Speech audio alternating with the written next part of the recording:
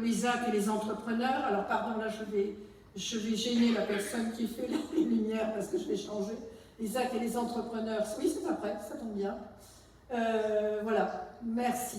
Parce que nous avons la chance d'avoir 3 zones d'activité remarquables, avec des entrepreneurs et des groupements d'entrepreneurs hyper efficaces, hyper dynamiques, et tout se passe comme s'ils n'avaient pas complètement besoin de nous.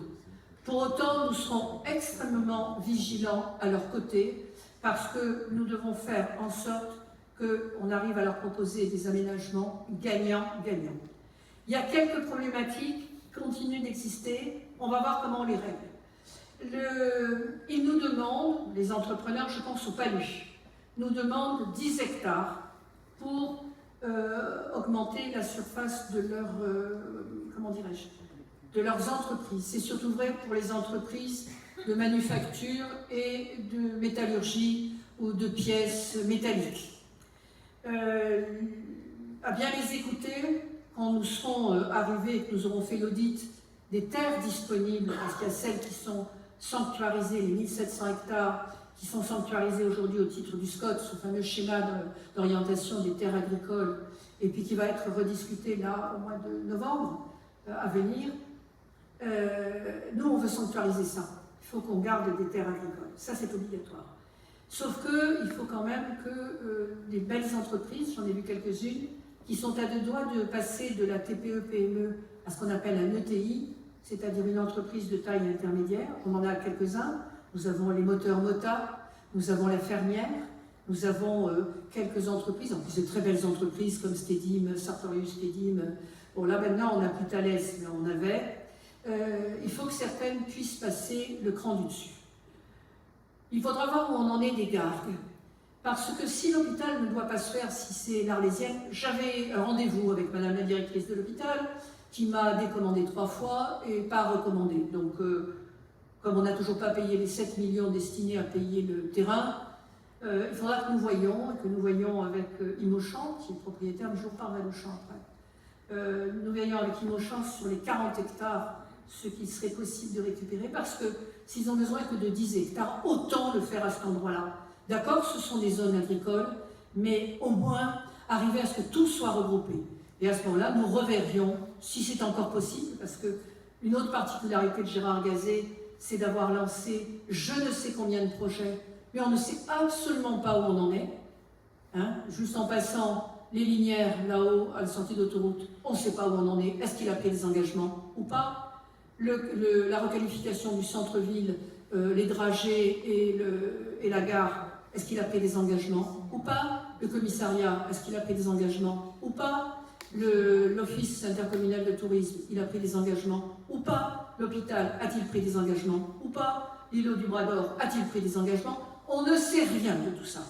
Il a la villa Marguerite, tout ça, Barthélemy, je veux dire, la villa Barthélemy, on ne sait pas du tout où on en est. Il se peut qu'il ait pris des engagements qui nous bloquent et on soit obligé de payer des dédits, je ne sais quoi. Vous savez qui me fait penser? Il fait penser à Macron. Tout ce qui touche, il casse. Et véritablement, là, on est piégé.